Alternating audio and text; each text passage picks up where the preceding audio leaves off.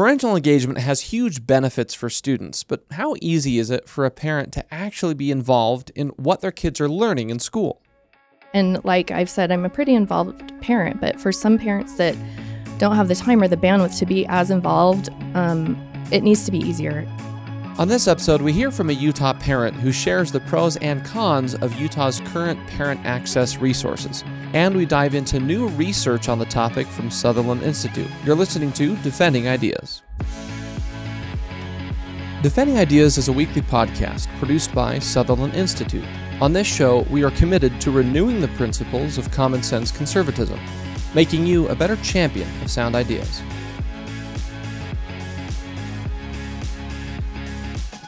Welcome back to another episode of Defending Ideas. I'm your host, Nick Dunn, and this week we're talking about education, specifically the role that parents play in helping to improve the educational outcomes for their kids. We've talked a lot about parental involvement before. We have a brand new paper on the subject by our education policy fellow, Cooke Fairbanks. We're going to dive into the paper, but first, because we're talking about the role that parents play in education, we wanted to get a parent's perspective. And so I'm very excited to welcome to the program Amy Wilson. She's actually the office manager for us here at Sutherland Institute and also a parent of school-aged children. Amy, thanks for agreeing to be on Defending Ideas with us. This is great. I'm glad to be here. So I'm excited to talk to you, Amy, get your perspective. And we also have in our virtual studio, Cooke Fairbanks, of course, our education policy fellow. Christine, thanks for coming back. Thanks for having me. So, like I said, we want to get into the paper with you, Christine, but first, just have a discussion about some kind of real-life experiences in terms of parental engagement, trying to get involved in education.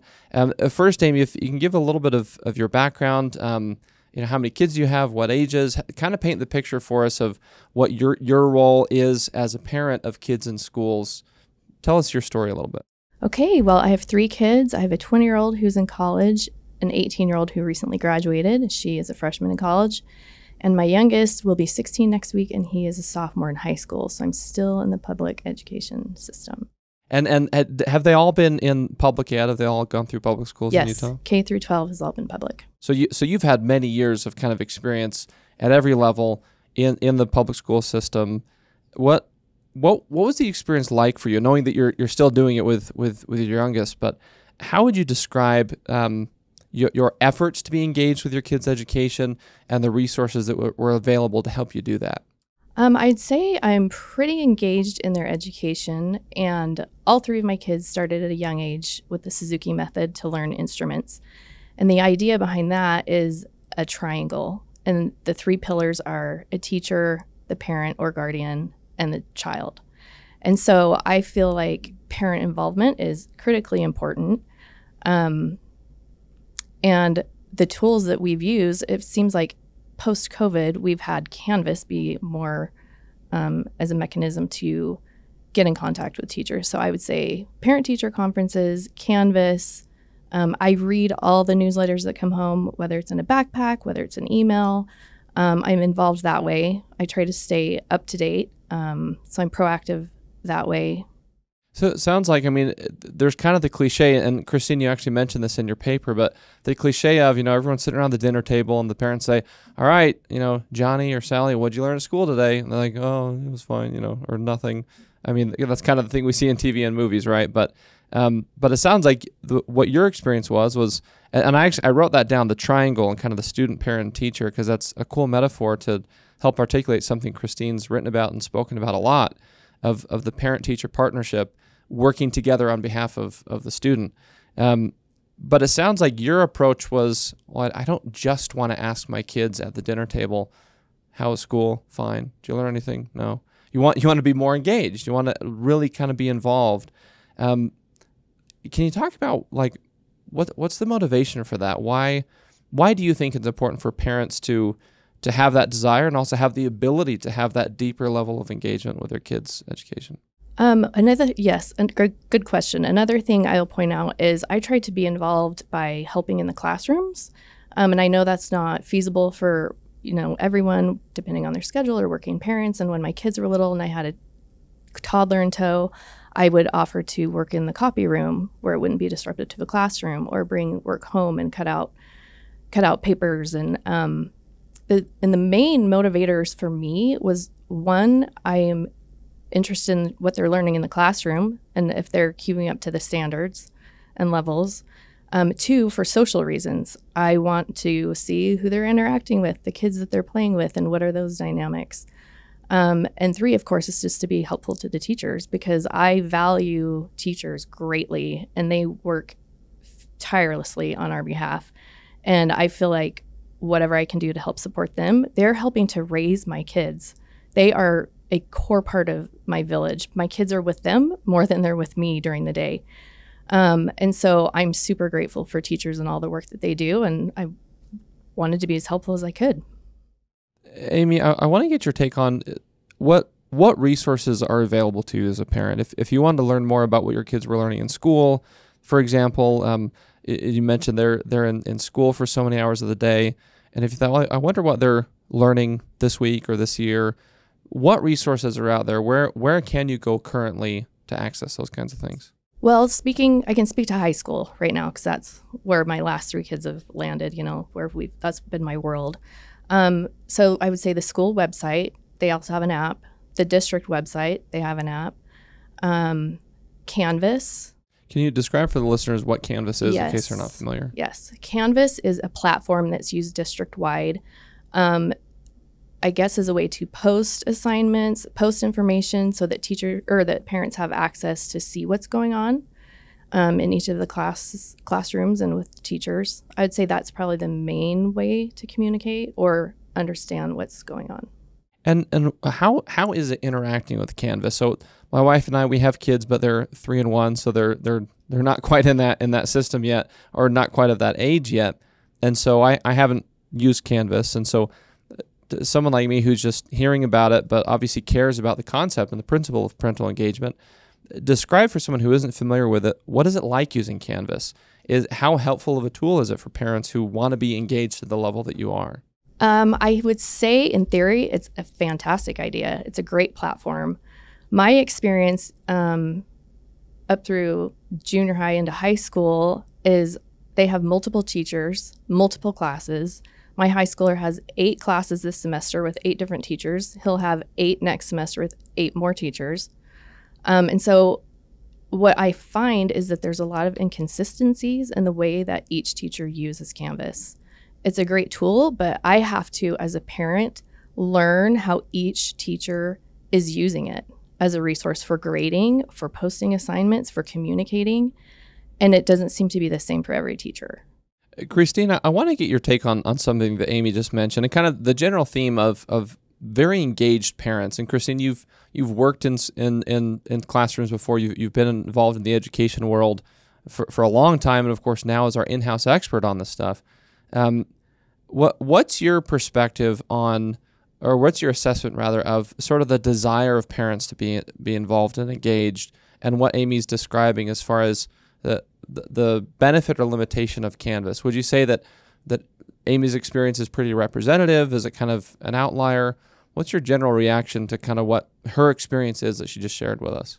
I think she described, herself as a very engaged parent who has the motivation and the skills to do it, but also that it's an overwhelming task to try and be involved in every class and every classroom with every teacher. And so you have even, when parents have the motivation, sometimes there's a little bit of a gap in their ability just to understand everything that's coming towards them. Now, I would say it also shows that there is a desire among teachers currently and growing, I think, to share this information, right? We're kind of moving in a direction where increasing parent access makes more sense because of technology, and that there is a lot of information out there. So I think the question then is, how can you make information as easily digestible and usable by parents as possible? Amy, building off of what Christine just said, in the context of kind of the resources available to you to be engaged and to be aware of what your kids are learning in school, and also kind of just in general, the partnership between parents and teachers. I mean, you're a busy parent, a lot of busy parents out there. What would you say would be the ideal parent-teacher relationship that kind of checks all these boxes, that works really well for your kids, for students? If you could sort of create and describe, well, here's the ideal partnership, here's the ideal relationship, here's the ideal suite of resources available to help parents and teachers strengthen that relationship. What comes to mind? What's kind of the moonshot best version of parents, teachers working together and helping our students to thrive? Yes, I would go back to the triangle analogy. And I know, based on experience, that teachers love and welcome any kind of communication with parents, any involvement they can get. I think they're like chasing us down for it, frankly. And it's up to parents to take advantage of that opportunity. And I think parent-teacher conferences are extremely important. That's like the moment that you get the one-on-one, real focused attention about your student, about my child, and that's like pure gold to me is when I get those moments. So I try to never miss a parent-teacher conference. But, and of course, I would say a platform like Canvas that I could go to. I also have the app on my phone that I can check on his grades. One thing I wish that would be easier to understand is how best each teacher would like to be contacted, because sometimes it's through Canvas messaging, sometimes it's through an email. So I feel like if Canvas had they all have a front page. If their front page was all consistent, and at the top was, this is the best way to contact me. Here's our weekly schedule, and then have another tab for assignments and such. But I feel like if there was consistency where I could just go to Canvas, click on each class, and see, oh, I need to talk to her about this. Okay, I'm going to email her. If there was maybe a set of standards for Canvas specifically, because I feel like obviously that's a platform that's going to reach the masses, and that's why they designed it. I would just appreciate more consistency. And this is not a dig on teachers whatsoever. Not at all. I just feel like if there was a standard for them to follow, it may be easier for them to use it too. Well, you prompted a final follow-up question, and this idea of going from good to great, and totally, well, not totally, but kind of unrelated issue, but one of our previous podcast guests is Ian Rowe, who's a scholar for American Enterprise Institute. We've had him out here for a big policy event here at Sutherland in partnership with AI a couple years ago, and he mentioned when he was here, well, in Utah, we're talking about upward mobility and opportunity, and you guys do a really good job at it. But we want to go from good to great. I don't know if this is the perfect analogy, but I wonder how would you respond to the idea that the parent access tools we have right now in Utah, things like Canvas, it sounds like they're helpful, they're good, you're appreciative that they're there, but there are still some improvements that we need to make. So is it fair to say that we need to go from good to great on kind of the ease of parent access to foster that parent-teacher partnership when it comes to those digital tools? I do think that's fair to say. And like I've said, I'm a pretty involved parent, but for some parents that don't have the time or the bandwidth to be as involved, it needs to be easier. It needs to be more turnkey, streamlined. It just needs to be a little bit more simplified and easy to use, I think. Well, we're going to get into some more details about this. And as I mentioned, Christine on our team has written a brand new policy paper about this topic. It's called Boosting Parent Engagement in Public Schools by Strengthening Parent Access. So we're going to take a quick break. But when we come back, Christine, I want to just go through some of these things in the paper with you and get your assessment of some of the findings and maybe some policy ideas for us here in Utah to figure out how can we improve some of these things that Amy's talking about? How can we strengthen the parent-teacher partnership? Because ultimately, it's going to be a lot better for kids, for students. So we're going to dive into that right after the break.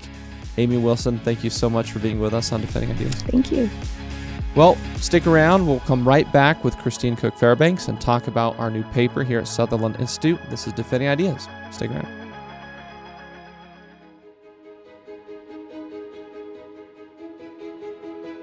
For a deeper dive into the issues you care about, read Sutherland Institute's official blog, Insights and Takeaways.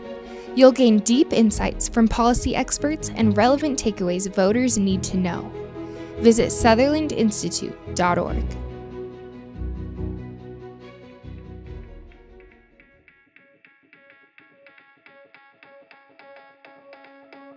Welcome back to Defending Ideas. I'm your host, Nick Dunn, and we're going to keep talking about education, specifically the very important role that parents play in their kids' education, and how we can have practices and standards and at times policies to help strengthen the parent-teacher partnership and make that parent access a little easier both for parents and teachers for the benefit of students and their long-term outcomes. And to continue the conversation, Christine Cooke Fairbanks is still with us. Of course, our education policy fellow here at Sutherland. And Christine, we're going to be talking about your new paper that we just put out from us here at Sutherland called Boosting Parent Engagement in Public Schools by Strengthening Parent Access. And so again, we're focusing on this idea of the involvement that parents have is a really important variable. We talked about this recently with the governor's new education advisor, and I want to kind of go through some of the things that you found in your research and that you have in your new report. But first, if we can maybe go over some context, you wrote in your report about the history of increasing parent access to information in public schools over several decades. There's kind of been this long-term building trend of parents getting more involved, of wanting more access and information about what their kids are learning. I think, as you've talked about before, maybe that's accelerated in recent years in particular. But I wonder if you could just kind of set the stage for us, give us the lay of the land. How has this desire among parents for easier access and engagement and information changed over the years to where it is today? Exactly. So, starting even several decades ago, like in the 70s, you had something like the Protection of Pupil Rights Act.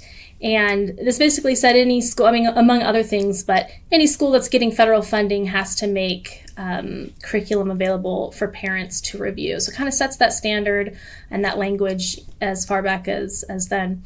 But in the more recent history, No Child Left Behind really was a turning point in education policy. We've talked about this for different reasons before, but one of the ongoing legacies, and perhaps even arguably a victory of No Child Left Behind, is this commitment to accountability, to transparency of information about how students are performing in schools. And so that really kind of created this framework that has carried over. Over years, there was a look at accountability systems. Utah had an approach using school grading, which we no longer have anymore in terms of an A through F grading system. But we still have a dashboard of information showing how schools are performing. And this is obviously to give parents information about how a school is doing in terms of them wanting to choose a school. So you have some of these bigger approaches. Then COVID-19 hits, and this kind of moves in a direction of people are wanting more information about curriculum and what's being taught in the classroom. This picks up in some states. Congress even passes, I shouldn't say Congress, but the House passes a bill on parents' rights, and it doesn't move forward from there, but it's kind of this show that this is something that's on the radar of Congress as well. So it really is this story, right, of having more information, more access. It can be performance, it could be funding, and it could also be curriculum. And so we're kind of here today, and people are wanting a little bit more, which makes sense as well. Christine, I want to pinpoint one thing you said. You talked about kind of this growing trend of a desire for accountability that's maybe manifested in different ways. You mentioned school grading, for example, but now the fact that we're focusing on parent access and parental engagement should we view that as kind of the latest iteration in a long theme of, we want to make sure that we're investing well in our schools and our kids and education broadly, and has it kind of been a shift from systematized accountability, for lack of a better term, and things like the school grading or kind of the public dashboards, to now maybe a good or maybe one of the best methods of accountability is ease of parent access? Because if parents can be engaged and involved directly in their kids' education, who better than to ensure that their kids are learning than their own parents, again, in partnership with the teachers. But are those things kind of the same vein? Is it that parent access should be looked at as a tool to help make sure that our education system is really performing at an excellent level? I think so. I would argue that it is all part of the same impulse to have a look into a public institution that, Amy was talking about, that we entrust our kids to for hours a day.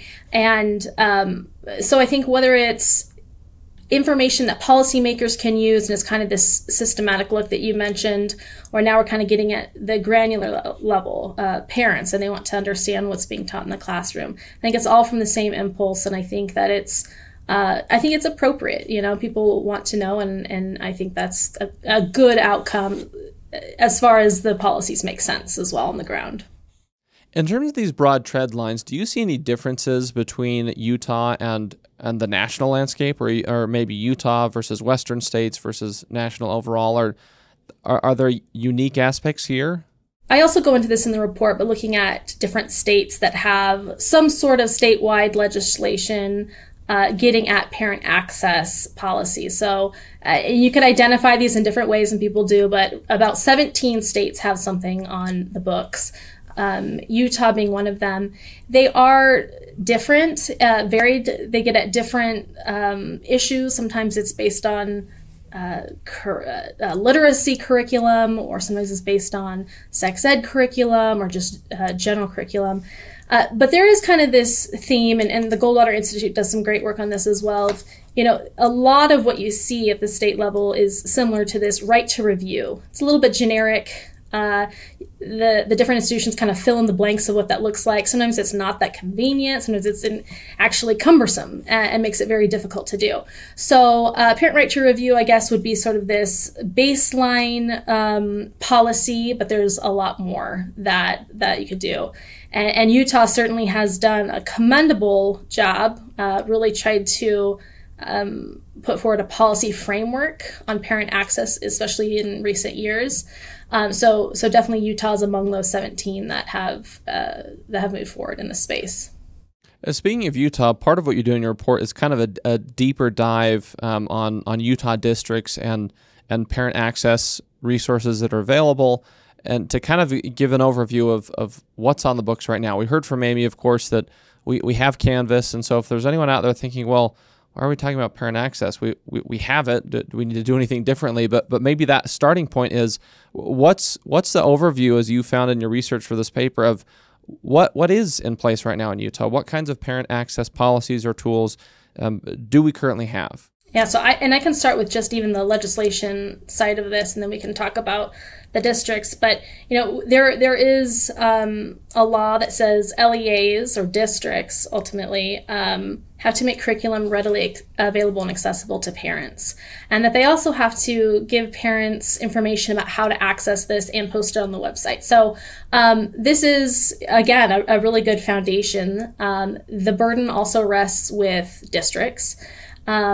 And so that's important. Another bill that passed successfully was to require a certain type of open process when districts approve instructional materials. It has to involve parents. And there's also been legislation passed to create a parent liaison and engagement education specialist at the state board who takes all kinds of inquiries from parents and helps them understand information, questions they have, complaints they want to file, anything like that. But that person is there for the parents as well. So that has been, again, kind of the legislative approach. There have also been some failed attempts. So there have been bills that would try to create almost like a syllabus-like requirement on teachers. So teachers would have to put key pieces of their curriculum for an entire academic year and make that available to parents. And that had considerable pushback because of concerns over micromanaging teachers, adding extra burdens, concern that they already do put out a lot of information, why add this? And so that piece has not actually moved forward in Utah. In kind of the circles that deal with parent access policies, that is often pushed forward as like this gold standard, to kind of get to this syllabus type of approach, and whether or not that makes sense for different states or localities is up to those states, but it hasn't been successful in Utah so far. Since you're talking about the two layers of the state versus the district level, can you clarify for our audience what's the interplay? Like if I really care about parent access policies, who do I go to say either good job or fix this? Is it the state legislature? Is it the districts? Combination of both? Combination of both, right? And they have different levers. So the state legislature has passed laws that push districts to do certain things. Part of this report also was this review of the 41 public school districts, just to look at what they're already doing, and then also to kind of compare them against what we would consider a robust framework to parent access, an approach to parent access. So, for instance, it looked at like whether or not a district has a policy on their website that deals with parent access, library material access, or other things like that. Is it accessible on the website? So to us on this rubric, that means, is it 2 or 3 clicks away from the homepage, right? You're not hunting and digging and it's in a really obscure place that you wouldn't be able to find. What sort of requirements does it put on teachers versus the district? The other piece, the other bucket is, what else do districts host on their webpage about curriculum information? So do they have a webpage dedicated to information on curriculum? This could be lists. This could be digital textbook versions. It could be summaries of what they teach. It could be quite broad. And then whether or not that page is accessible, right? 2 or 3 clicks away. Whether or not that information is well organized. And in our rubric, that's whether or not it's organized by grade or subject, something that's really easy to search through. And then also whether or not the page is working well, right? Whether links are working, whether pages actually exist, and things like that. So we kind of did this broad review of districts and just found some really interesting things that don't necessarily require legislation, but are just reforms that district leaders could move forward on. So, for instance, a really great piece of news out of this is that every district has some sort of policy on the books that deals with this. Now, and most of them are easily accessible, but there's about 9 that are not. Then when it comes to actually posting information about curriculum, it's a little bit different. So about 27 districts do this. That means there's about 14 that don't, according to our review. And then from there, there's 20 web pages that are not accessible, buried. They're in very obscure places, hard to get to. 17 aren't organized in a way that makes sense based on subject or grades. And then 21 have broken links and things. So this is all to say, this is not everyone needs to, be super concerned, right? These are small tweaks. These are simple fixes. But what they would do is just make it easier for a parent who is short on time and energy to find information that they're seeking. And that would be a win for parents across the state. That's actually the thing I wanted to ask you, Christine, is that, Amy's story, as she shared with us, she's very engaged. She said, I read every newsletter, everything that gets sent home with my kids, and which is amazing and commendable. But to your point, for many folks out there, maybe that they may not have the bandwidth or time to have that level of engagement from all those various channels. And I think in particular, a good example of this, just because of the work that we're doing in the work and opportunity and poverty spaces, you think of a single mom with a couple kids, and probably working a few jobs, or working a couple jobs to make ends meet, but still very much cares about her kids' education. If someone like Amy is able to navigate the system but still think, well, there's still some things that we need to improve to make it easier. Someone else, as you said, who has a different level of bandwidth constraint. I keep coming back to, well, how do we make it easy for everyone? How do we make it kind of this seamless, platform, interaction, partnership? And it gets to kind of Amy's answer of what she would envision as kind of the ideal parent-teacher partnership and the apparatus or the tools available to help strengthen that in terms of parent access policies. So I say all that to maybe turn it back to you and say, what would you envision as maybe what are some policy recommendations that you would offer to Utah leaders to help move us closer to what we would be able to look at and say, this is the ideal parent access, vision to really strengthen the parent-teacher partnership? What would that look like in your mind? Yeah, this report goes into 3 ideas. They're obviously probably a lot more, but number 1 is some of these simple fixes that I mentioned on just district websites, right? Making that information as simple as possible. I research and look into this for a living. And so, if some of the things were difficult for me to find, you put that in a parent who's trying to make dinner and take care of kids and look at homework and things, that could be quite hard. So making that information as accessible as possible, as simplified as possible, organized, I think that would be a great reform that doesn't require more mandates. Another idea would be to create a list of topics that a student would learn in a given year. So obviously there are state academic standards, those are public, and those do a good job of kind of explaining what has to be taught in the classroom. They are written sort of for practitioners, right? They're a little dense, kind of wonky to read.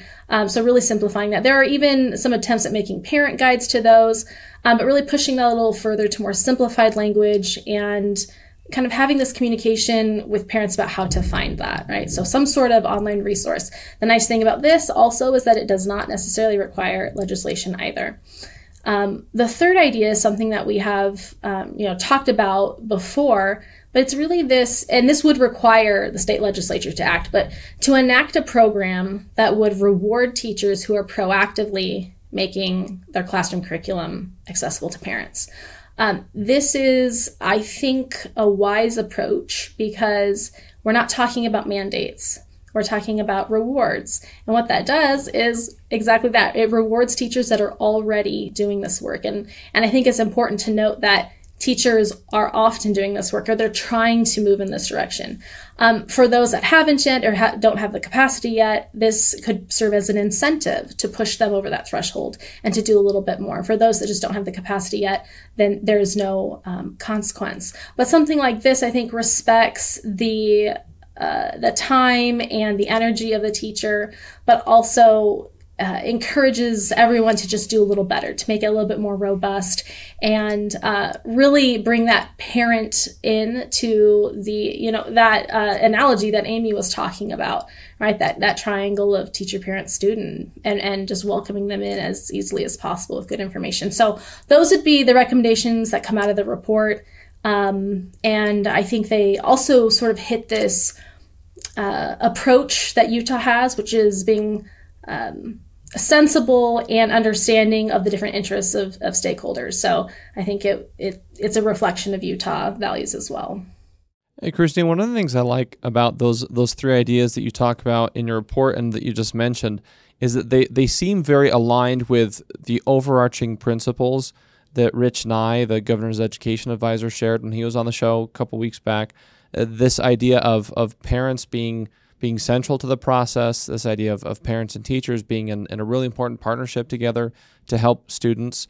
And to me, those seem like the kinds of things that are respectful and understanding of the significant workload that our educators face. That, you're not recommending going in and kind of blowing everything up and doing all this radical, really labor-intensive stuff. That these are some moderate improvements that can have a big impact on the level of access that parents like Amy or others would be able to have. And so it seems very much in line with, again, that overarching principle that in Utah, we value parents, helping to drive the education of their kids. We value teachers as bringing their expertise and their experience to help accomplish that. And so I guess I'm curious how you see that kind of message being received. Is that these specific policy recommendations and kind of that broad overarching principle we're talking about, does this strike you as the kind of thing, is this like, Utah to its core when it comes to education policies? Is this the way to do it? Are there things that those of us who hear this need to be aware of if we're talking about it with folks? How do we go and articulate, a defense of these policy recommendations in a way that someone who's maybe a little skeptical can resonate with? Give us maybe a forecast or some talking points. Help us know how to move these ideas forward in the Utah context. And it's hard to always predict how it would be received, but I am hopeful that it's reflective of the conversations that have already taken place on this issue. So, it kind of stays away from some of the heavy-handed approaches, how it's been received. I think also, and you were talking about it being respectful, part of this topic in the report is to help parents be better partners on their side of it. But I also think that if our policies can also be respectful of teachers, we allow them to be the best type of partners as well. They're not exhausted, beat down, feel like they've been they're looked at suspiciously or something like that, and to make them as good a partner as possible with parents, right, and kind of develop that relationship. So these recommendations are hopefully getting at that. They are honoring what's already being done, what's already offered on websites, what's already being provided by teachers, and just finding ways to improve that for parents on the other end. Hey, Christine, the last question I wanted to ask you, and I want to make sure there's nothing we missed that you wanted to go over that was in the report. We'll include it in the show notes, of course, as a link. Encourage everyone to go and download it and read it if you care about education, which should be all of us, but especially if you're really wanting to learn more about parental engagement and parent access policies and how it can improve those in Utah. So we'll link to that in the show notes. But Christine, we're going into, at the time of this podcast recording, and mid to late summer, going into the fall, and preparing for 2025 for the legislative session. There's always a lot of work in the fall months to get ready for a 2025 policy agenda on a number of fronts, and education, of course, is one of the top priorities for folks here in Utah.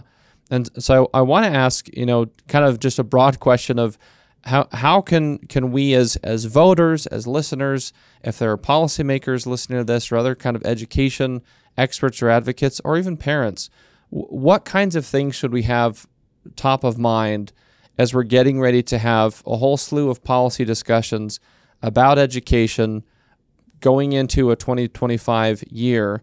How can we prepare for that so we have the best kinds of conversations we can have so that we can advance some of these things you're talking about? Yeah, a presidential election year is interesting. I think because sometimes a lot of bandwidth is given to what can be done at the federal level in education. I've written about this before, but that's not necessarily the right place to engage those debates. But really being involved at the state level, state legislature, the state school board.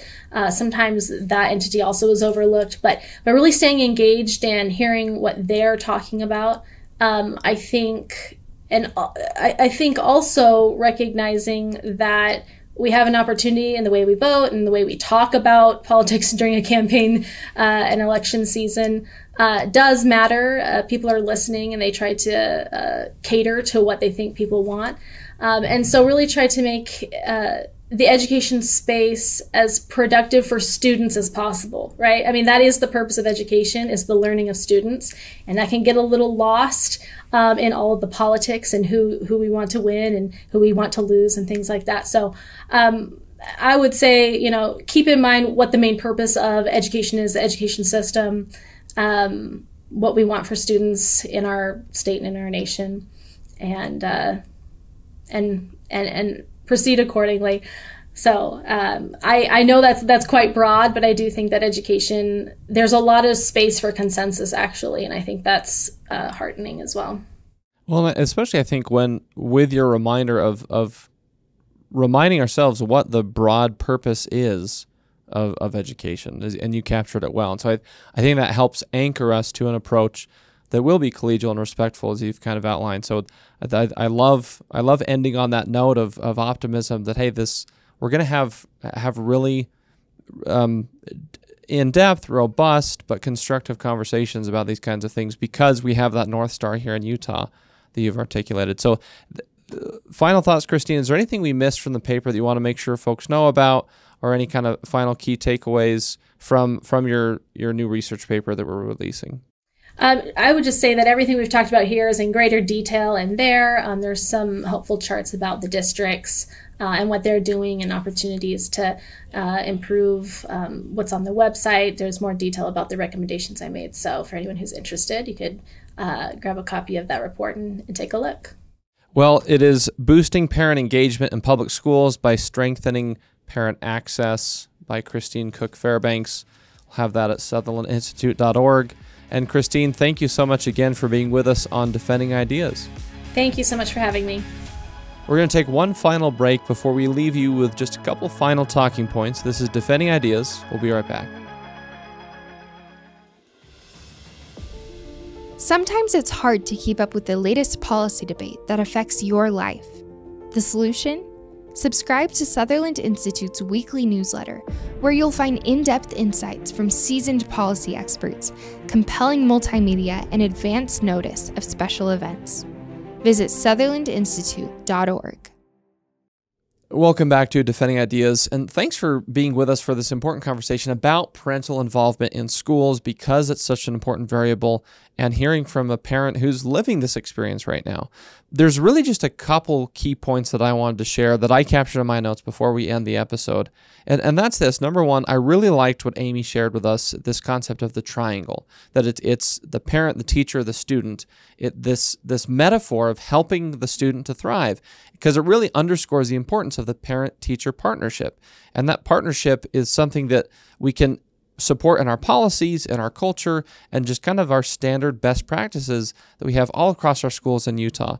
And again, really emphasizing that parents are vital, teachers are vital, and being able to work together to help our students thrive is a core guiding principle of our education system here in Utah that, as Christine mentioned, should guide how we think about and how we talk about education policy in the coming months when we're discussing or even debating different ways to improve Utah's education system.